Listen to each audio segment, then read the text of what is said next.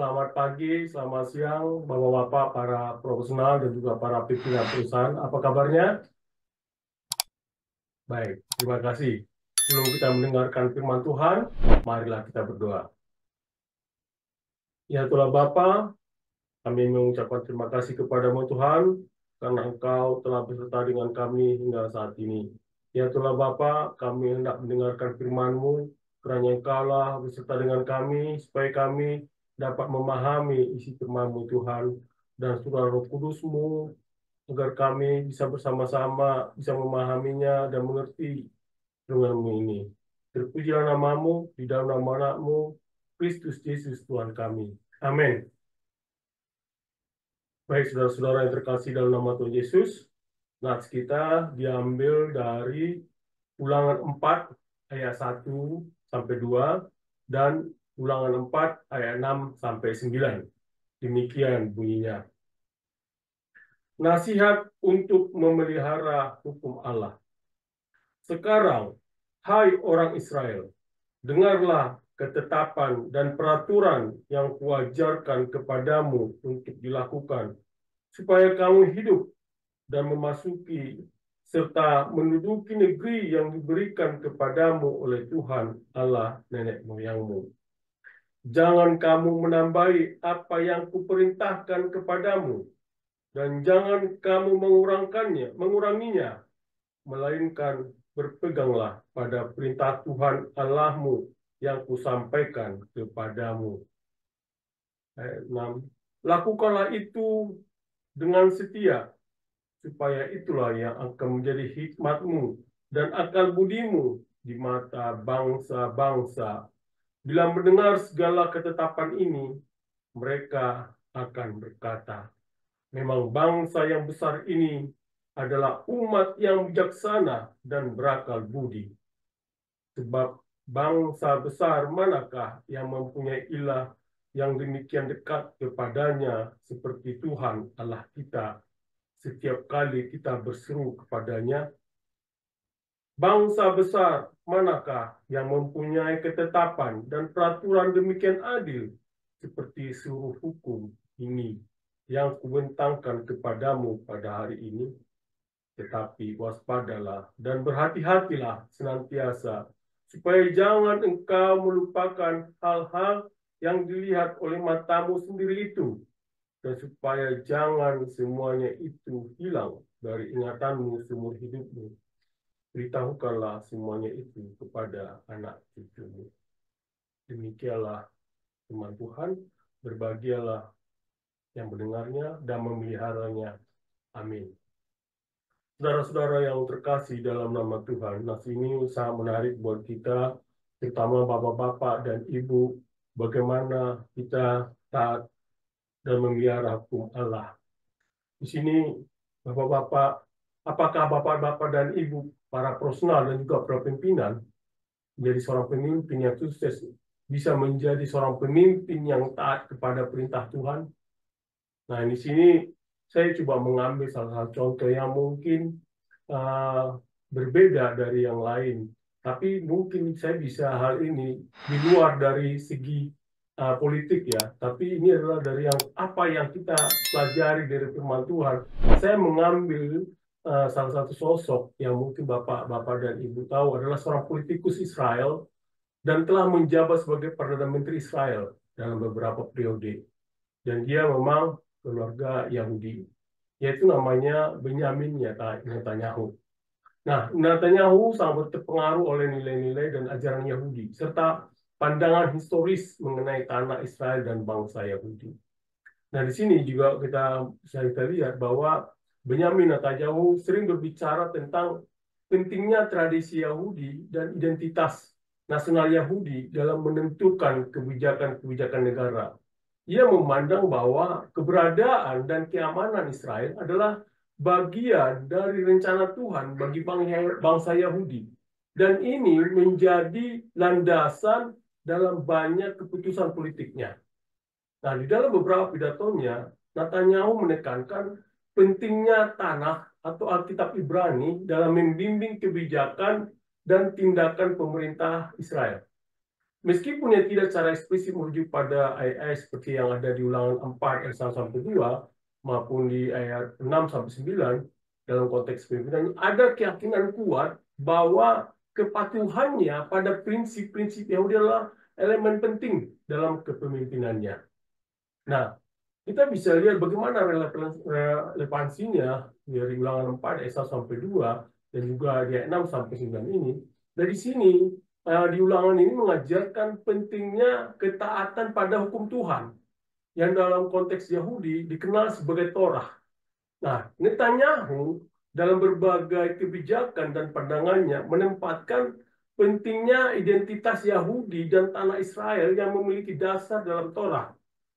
Nah, meskipun pendekatannya lebih politis dan nasionalis daripada religius murni, ini bisa dianggap sebagai pemimpin yang mencoba menerapkan prinsip-prinsip agamanya dalam kebijakan negara. Nah, kita bisa lihat bagaimana sih seorang Benyamin Netanyahu.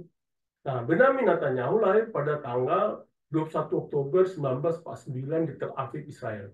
Ia adalah anak kedua dari 3 bersaudara dalam keluarga yang memiliki latar belakang akademis dan ideologis yang kuat. Ayahnya bernama Benzion Netanyahu, adalah seorang sejarawan terkenal yang fokus pada sejarah Yahudi, khususnya tentang Inkuisisi Spanyol dan antisemitisme. Benzion Netanyahu juga dikenal sebagai seorang Zionis yang sangat berpengaruh dalam pandangan politiknya, yang kemudian sangat memengaruhi pandangan dan sikap Benjamin dalam hal politik dan keamanan Israel. Nah, Netanyahu juga menghabiskan masa remajanya di Amerika Serikat dari ketika keluarganya pindah ke Philadelphia pada awal 1960-an. Ia bersekolah di Cheltenham High School, yaitu sebuah sekolah menengah atas di Philadelphia, dan juga pengalaman di Amerika ini membuat sangat fasih berbahasa Inggris dan mengenal budaya serta politik Amerika Serikat, yang kemudian menjadi aset penting dalam karier politiknya. Dia juga setelah menyelesaikan wajib militernya di Israel, Benyamin Netanyahu melanjutkan pendidikannya di Amerika Serikat. Ia belajar di Massachusetts Institute of Technology atau MIT dan memperoleh gelar sarjana dalam bidang arsitektur pada tahun 1975. Nah, kemudian ia melanjutkan ke program pasca sarjana di bidang manajemen di MIT Sloan School of Management. Nah, selain itu, ia juga sempat mengambil kursus di Universitas Harvard.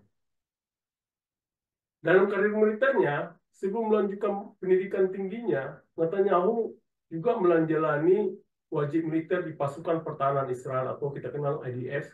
Ia bertugas di unit komando elit Sayeret Matkal yang terkenal dengan operasi-operasi khususnya.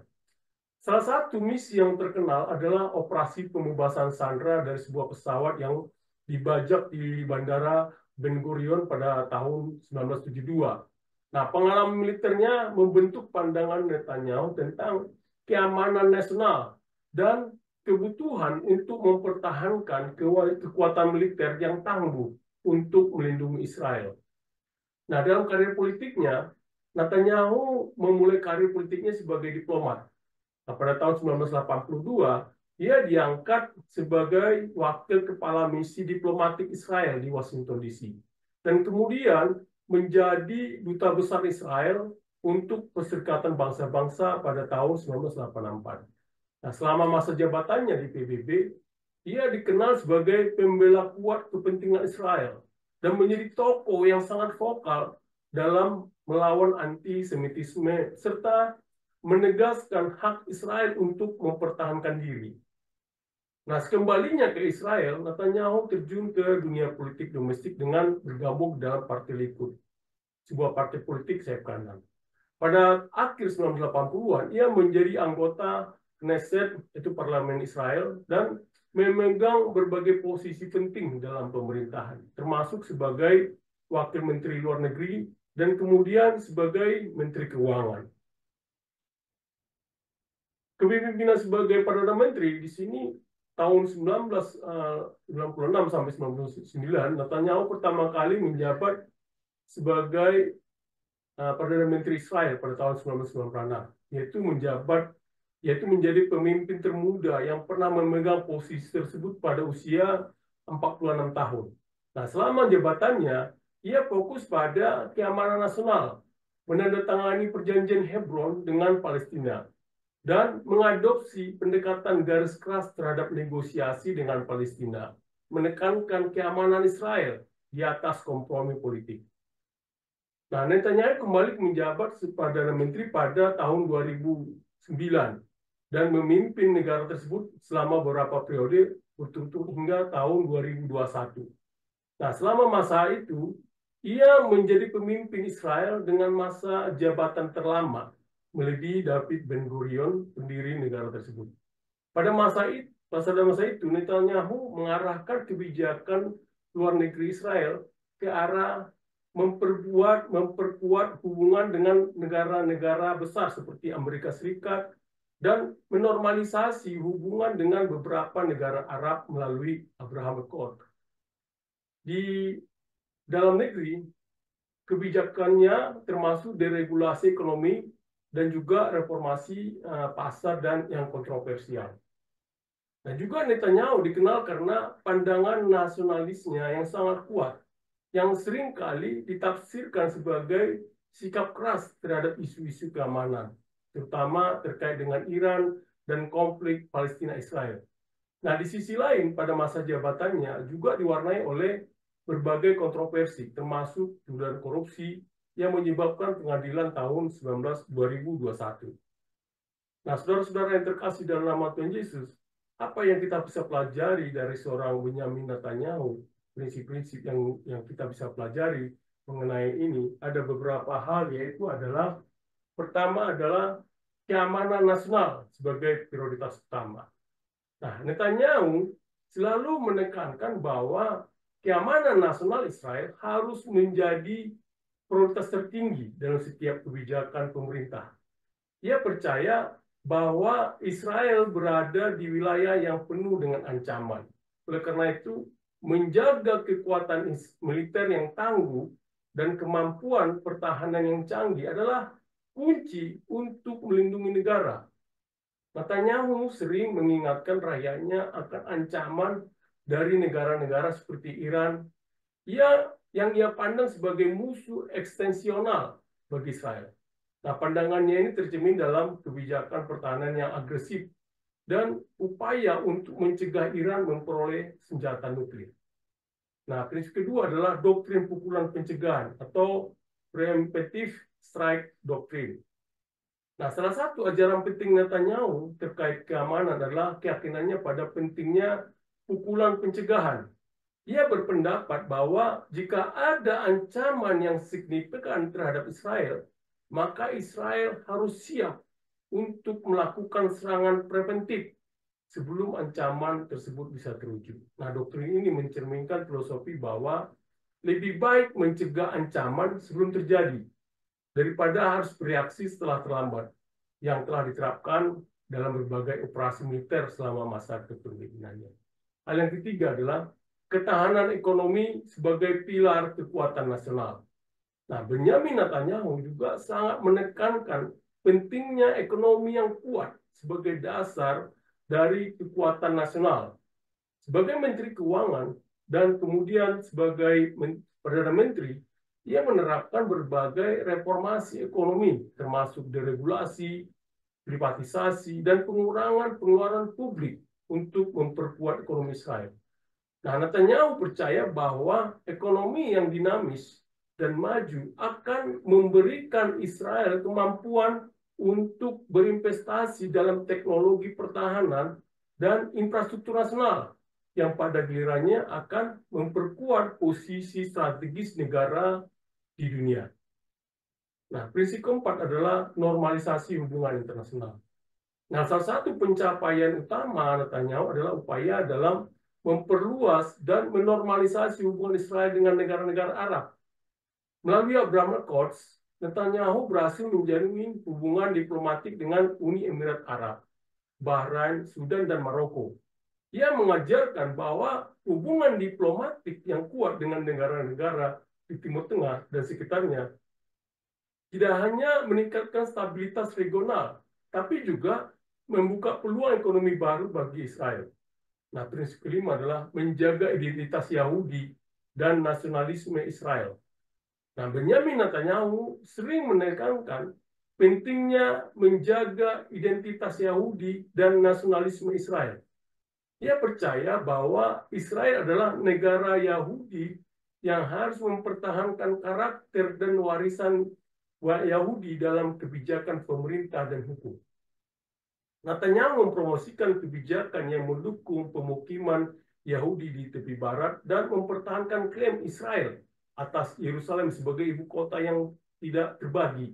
Ia juga mengajarkan pentingnya pendidikan dan pemahaman tentang sejarah Yahudi untuk memperkuat rasa identitas dan kesatuan di antara rakyat Israel.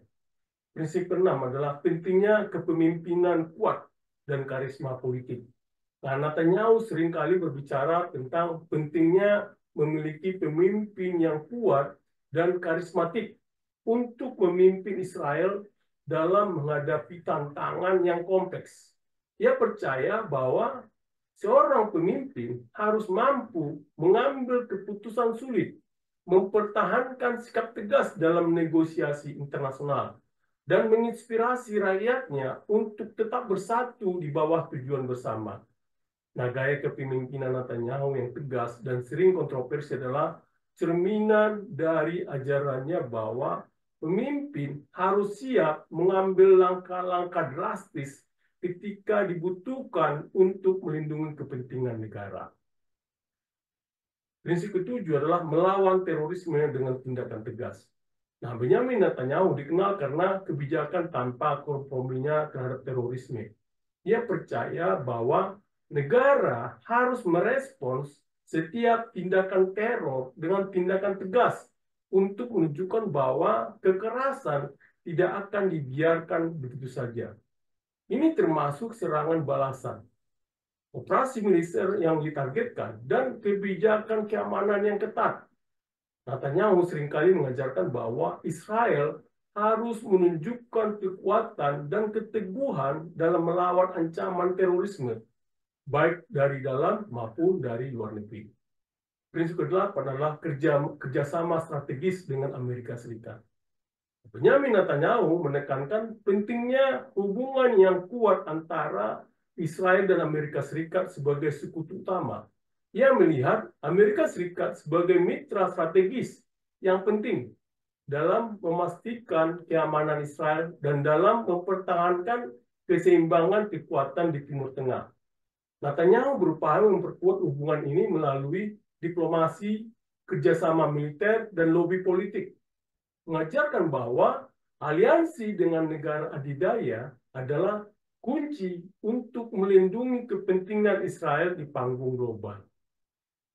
Saudara-saudara yang terkasih dalam nama Tuhan Yesus, terlepas dari bagaimana kita melihat Benyamin Netanyahu, tapi kita di sini melihat dari sisi spiritualnya, bukan dari sisi politiknya. Nah, di sini kita bisa melihat bagaimana Benyamin Netanyahu sebagai seorang pemimpin Yahudi juga sering merujuk teks-teks dalam tanah, yaitu Alkitab Ibrani daripada Alkitab Kristen itu Perjanjian Baru.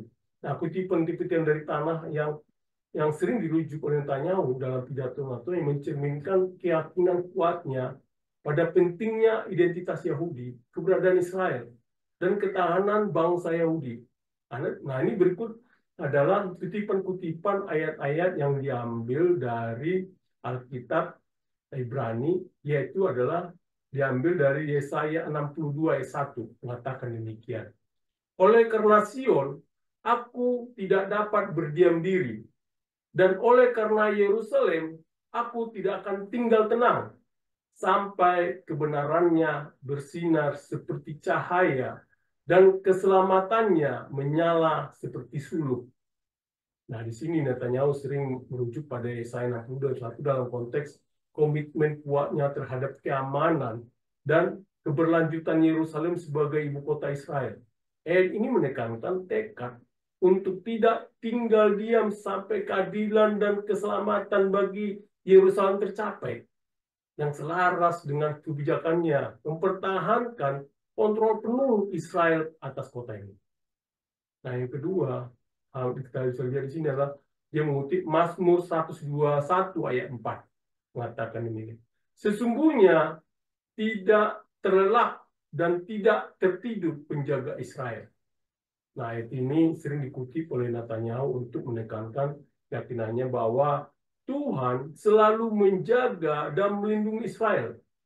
Ini menjadi inspirasi dalam pandangannya bahwa Israel harus selalu waspada dan siap dalam menghadapi ancaman sambil mempercayakan perlindungan akhirnya kepada Tuhan.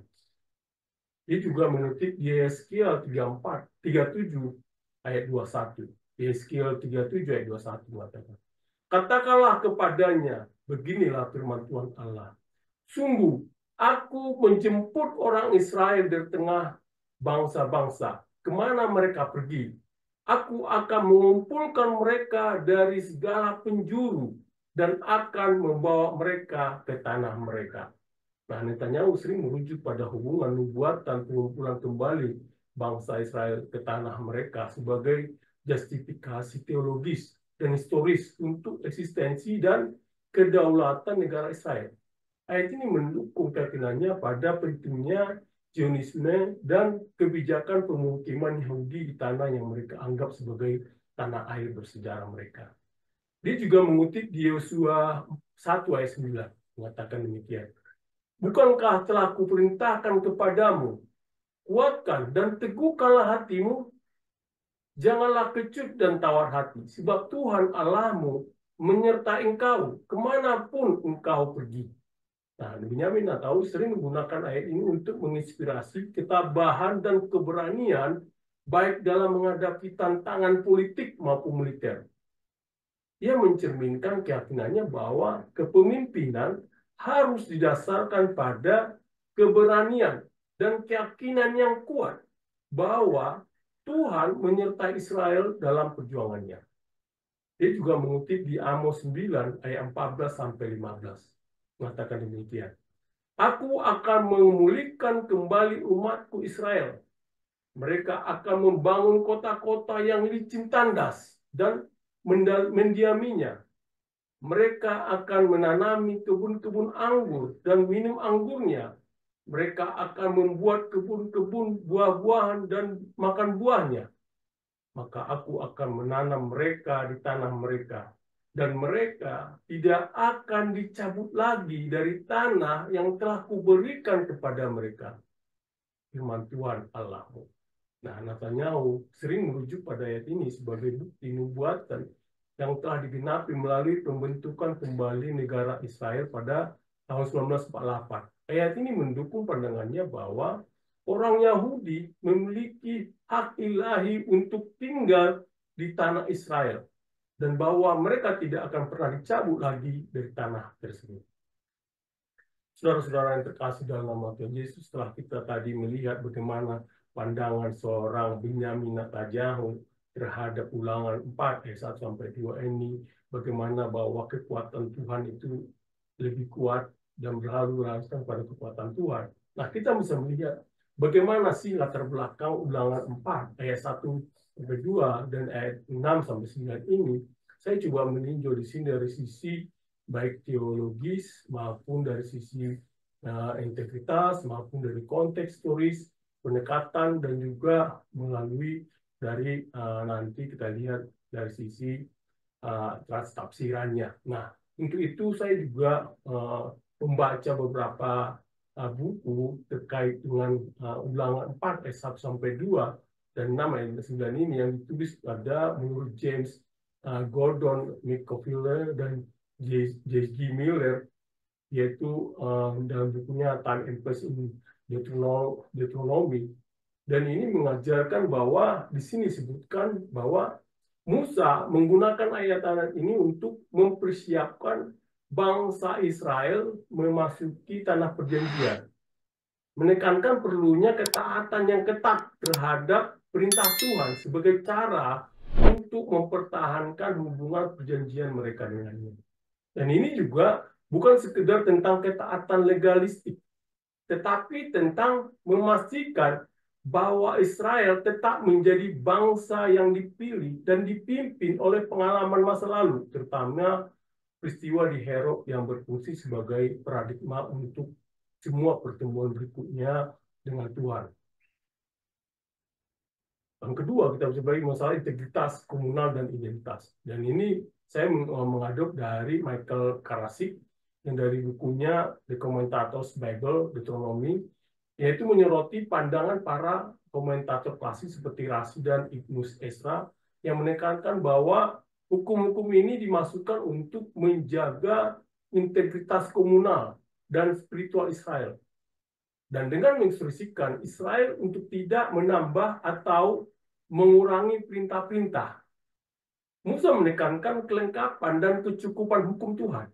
Nah, bagian ini berfungsi sebagai peringatan dan panduan memastikan bahwa Israel tetap setia kepada Tuhan dan menjadi bangsa teladan bagi yang lain, menunjukkan kebijaksanaan dan keadilan hukum Tuhan. Kita juga mempelajari konteks historis dan teori reformasi. Ini menurut Richard D. Nelson, yaitu dalam bukunya Deuteronomy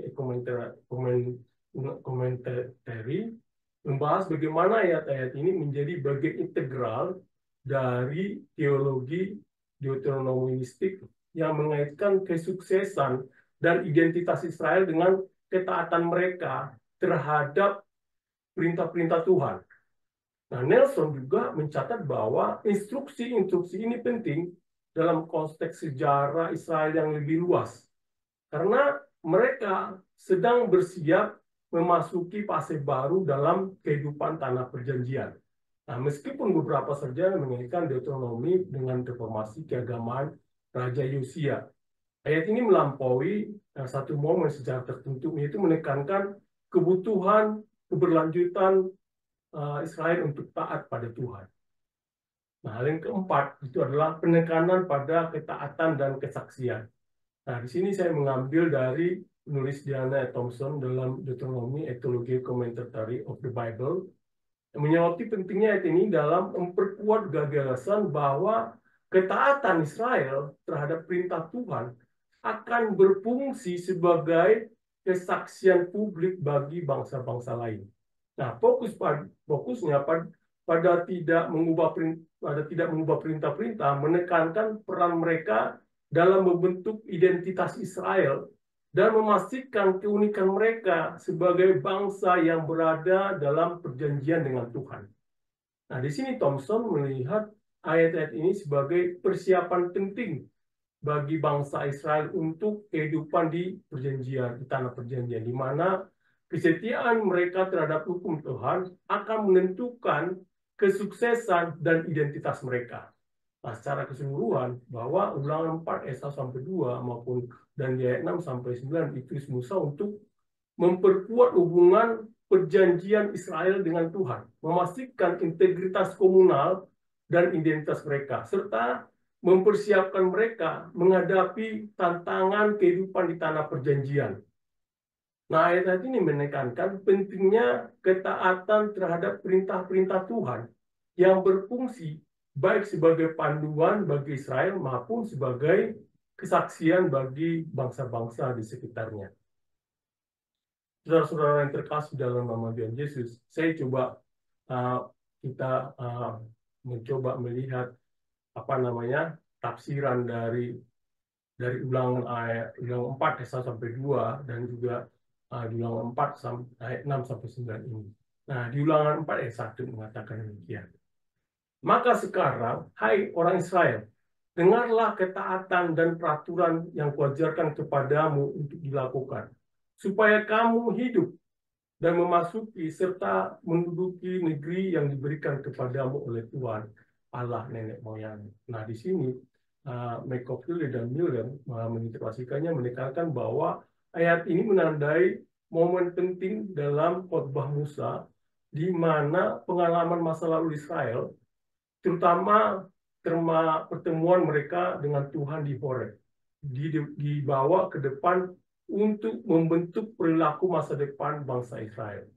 Nah, ayat ini menegaskan bahwa ketaatan adalah syarat utama untuk hidup dan berhasil di tanah perjanjian. Nah, sementara klasik mengilustrasikan melalui perspektif komentator Yahudi tradisional menyoroti pentingnya perintah-perintah ini dalam menjaga integritas spiritual Israel. Ayat ini bukan hanya tentang ketaatan hukum, tapi tentang kehidupan sendiri dengan perintah-perintah sebagai esensial bagi Israel untuk berkembang di tanah yang dijanjikan. Juga Nelson mencatat bahwa ayat ini membingkai ketetapan dan peraturan sebagai anugerah ilahi yang penting bagi hubungan perjanjian Israel dengan Tuhan. Yaitu mengamati hukum-hukum ini adalah kunci bagi Israel untuk benar-benar memiliki dan makmur di tanah yang diberikan Tuhan. Nah, di Ulangan 4 ayat 2 itu mengatakan, janganlah kamu menambahi apa yang kuperintahkan kepadamu, dan janganlah kamu menguranginya. Dengan demikian, kamu berpegang pada perintah Tuhan Allahmu yang kusampaikan kepadamu. Nah, di sini McCofield dan Miller menginterpretasikan bahwa ayat ini menekankan kelengkapan dan kecukupan hukum Tuhan. Dengan menginstruksikan Israel untuk tidak menambah atau mengurangi perintah-perintah, Musa memperkuat gagasan bahwa hukum-hukum ini sempurna dan sepenuhnya memadai untuk membimbing Israel dalam perjanjian mereka dengan Tuhan. Sementara Karasik menerjemahkan bahwa mengikuti pandangan komentator Abu Pertengahan menafsirkan larangan ini sebagai perlindungan terhadap perubahan manusia yang dapat mengurangi sifat ilahi dari hukum. Ini memastikan bahwa perintah-perintah tetap murni dan efektif dalam membimbing kehidupan spiritual dan komunal Israel.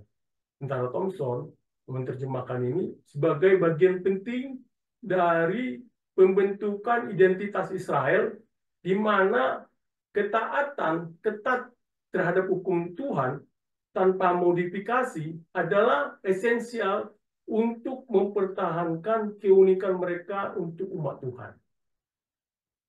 Nah, kalau kita baca di Ulangan 4 ayat 6 mengatakan ini, lakukanlah itu dengan setia, sebab itulah yang akan menjadi kebijaksanaanmu dan akal budimu di mata bangsa-bangsa yang pada waktu mendengar segala ketetapan ini akan berkata, memang bangsa yang besar adalah umat yang bijaksana dan berakal budi.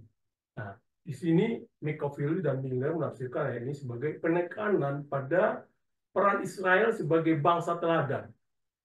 Ketaatan mereka pada hukum Tuhan tidak hanya akan memastikan masa depan mereka, tapi juga berfungsi sebagai kesaksian bagi bangsa-bangsa lain tentang kebijaksanaan dan keadilan yang terkandung dalam perintah-perintah Tuhan.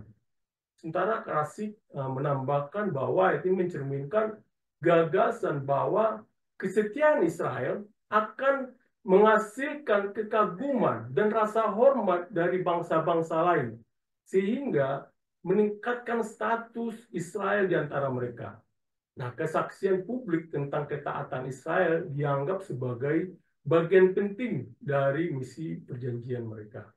Sementara Nelson menekankan bahwa kebijaksanaan dan akal budi yang disebutkan di sini bukan hanya untuk keuntungan internal Israel, tapi juga dimasukkan untuk dilihat oleh dunia, menunjukkan efektivitas hukum Tuhan dalam menciptakan masyarakat yang adil dan makmur.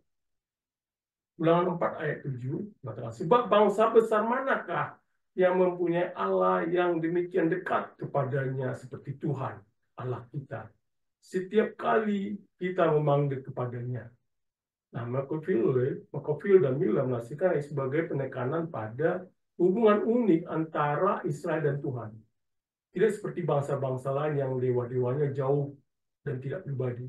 Tuhan Israel selalu dekat dan responsif, yang merupakan ciri khas perjanjian mereka. Sementara Karasik mencatat bahwa kedekatan Tuhan dengan Israel adalah pernyataan teologis yang mendalam, menekankan aksesibilitas Tuhan dan kesediaannya untuk terlibat dalam kehidupan sehari-hari umatnya. Nah, kedekatan ini membedakan Israel dari semua bangsa lain. Sementara Thompson menyoroti aspek rasional dari ayat ini, di mana kedekatan Tuhan dengan Israel mencerminkan komitmennya yang terus-menerus kepada mereka. Sebuah hubungan yang memerlukan kesetiaan dan ketaatan timbal balik dari pihak Israel. Nah, kalau kita baca di Ulangan 4 ayat 8 mengatakan, dan bangsa besar manakah yang mempunyai ketetapan dan peraturan demikian adil seperti seluruh hukum ini yang kubentangkan kepadamu pada hari ini. Nah, kita bisa menerjemahkan ini, interpretasi dari McFarlane dan Miller melihat ayat ini sebagai kelanjutan dari tema keunikan Israel. Keadilan hukum yang diberikan kepada Israel tidak tertandingi dan berfungsi sebagai kesaksian terhadap kebijaksanaan ilahi di balik hukum-hukum tersebut. Semakin memperkuat peran Israel sebagai cahaya bagi bangsa-bangsa.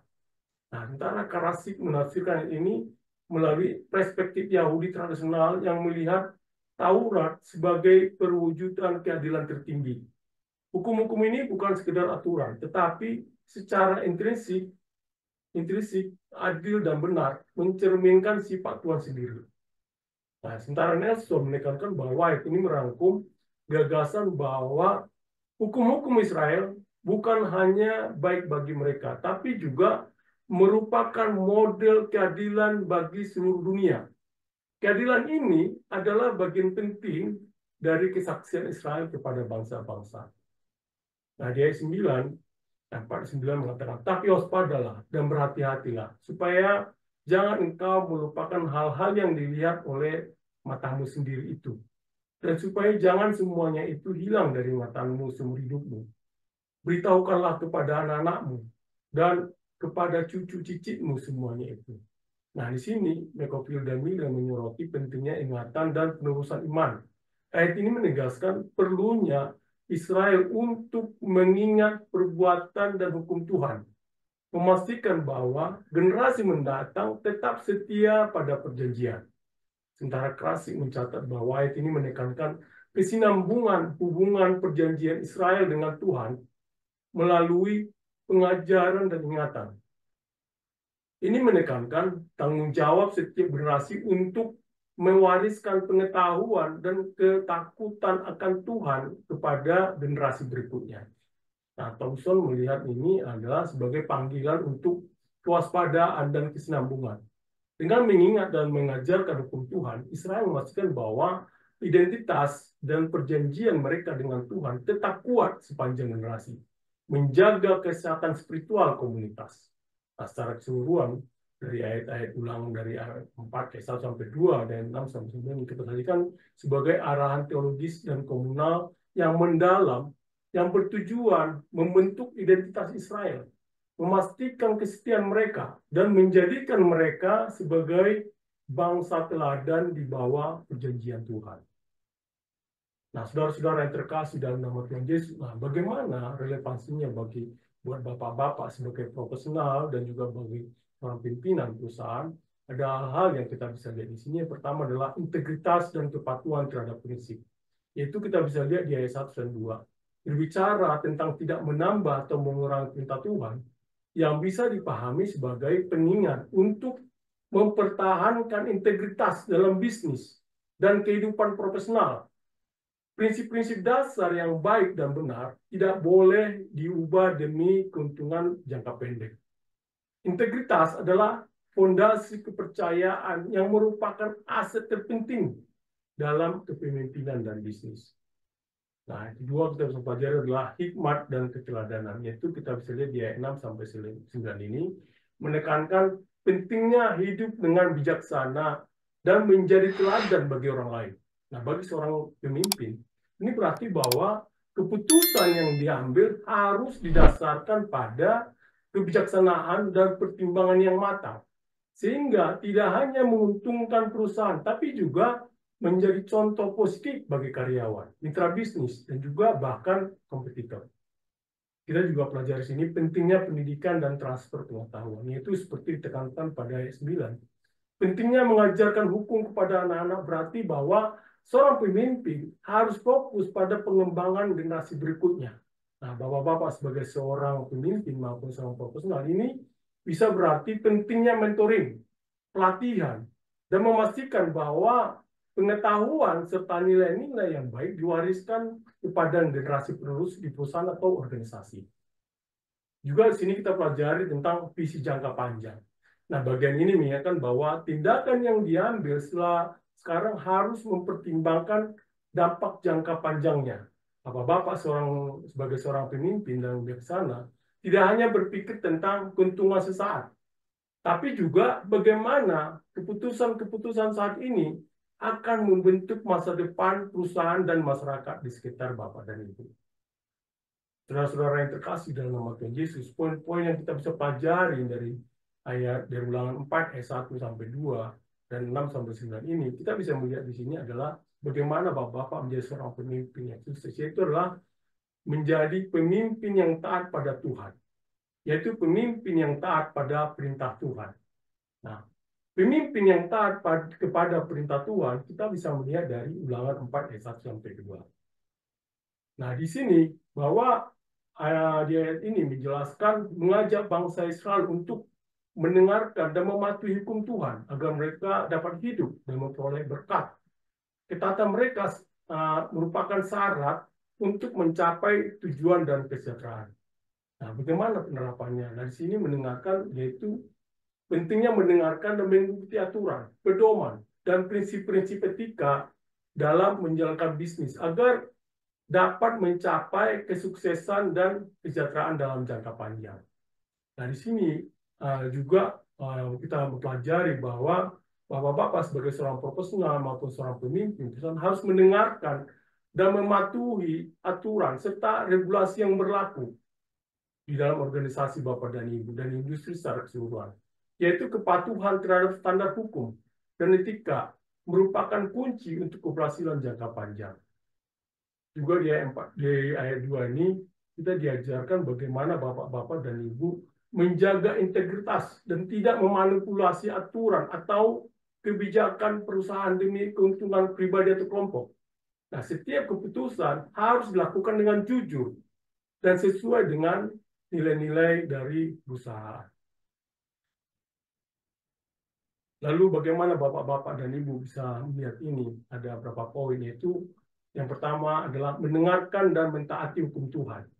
Nah, di sini Tuhan memerintahkan bangsa Israel untuk mendengarkan dan mengikuti perintah-perintahnya tanpa menambah atau mengurangi. Artinya, Bapak-bapak di dalam dunia profesional ini bisa diterapkan sebagai integritas dan kepatuhan terhadap aturan dan etika bisnis.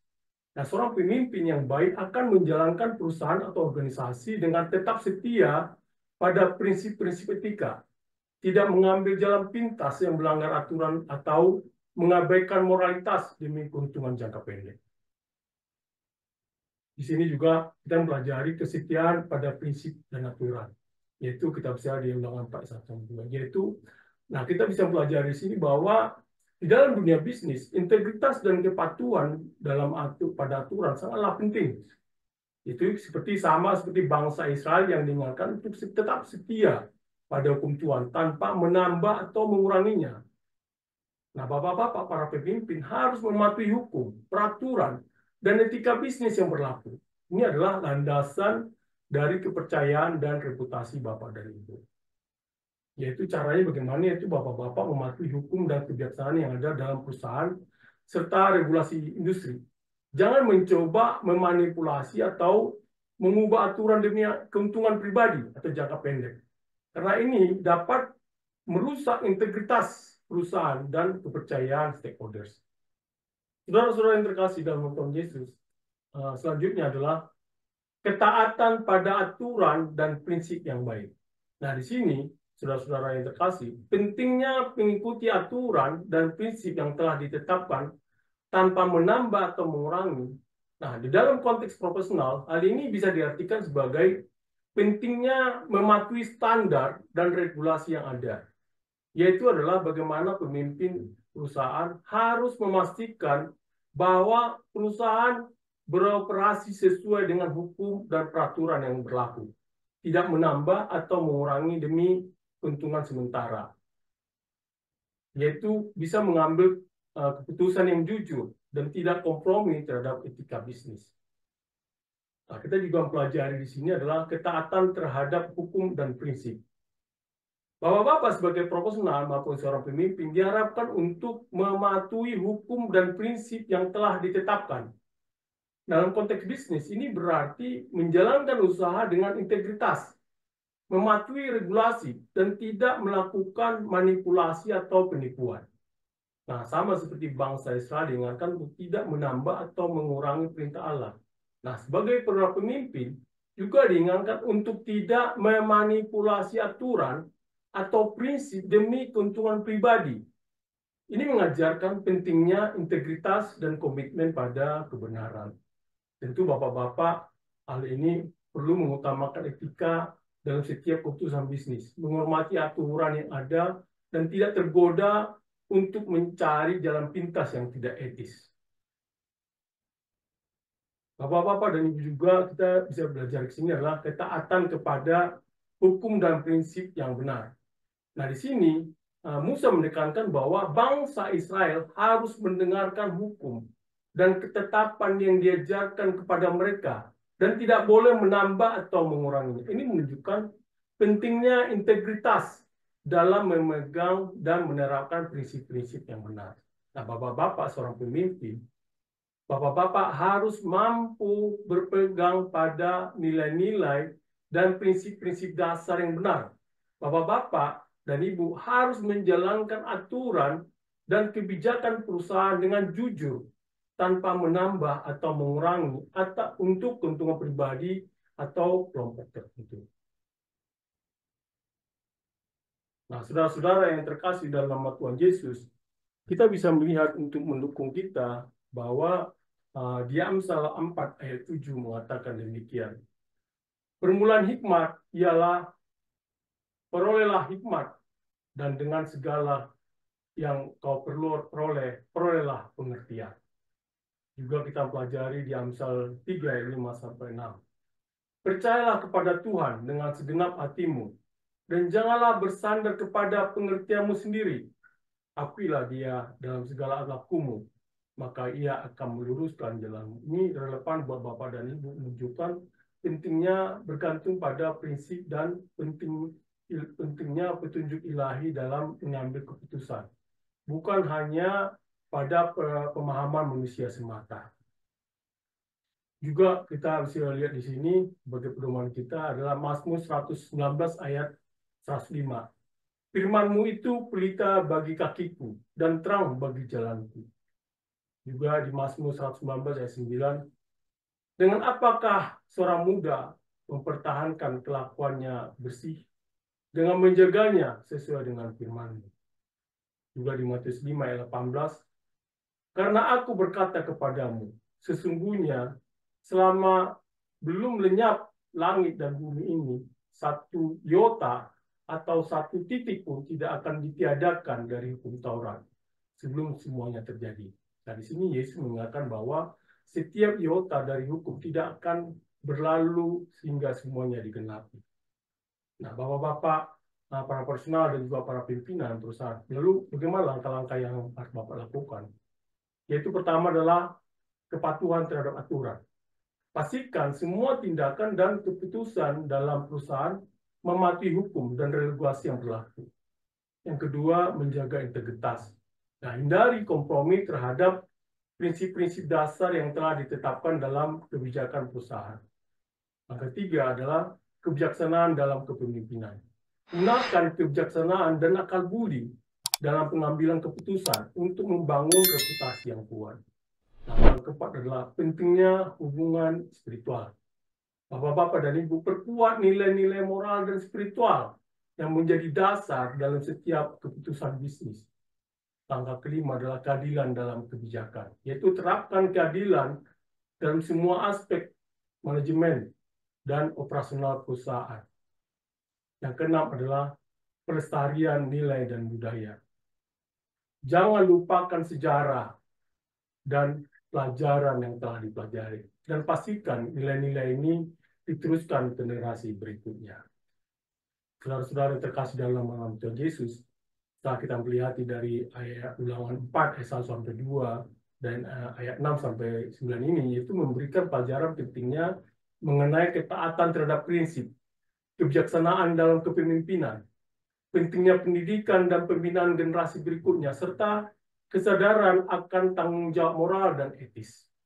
Bapak sebagai profesional maupun seorang pemimpin perusahaan dapat menerapkan prinsip-prinsip ini untuk menciptakan lingkungan kerja yang etis, berkelanjutan, dan berfokus pada pengembangan sumber daya manusia. Stay profesional. Amin. Mari kita berdoa. Ya Tuhan Bapa, kami telah mendengarkan firman-Mu Tuhan. Ajari kami Tuhan, supaya kami dapat kuat dalam perintah-Mu dan mematuhi perintah-Mu, dan tidak mengurangi apapun di dalam perintah hukum Tuhan. Dan kami juga selalu melakukan etika dalam kepemimpinan kami Tuhan. Ajari kami Tuhan dan bimbing kami Tuhan dalam membuat kebijakan-kebijakan kami. Terpujilah nama-Mu di dalam nama-Mu, Kristus Yesus Tuhan kami. Amin.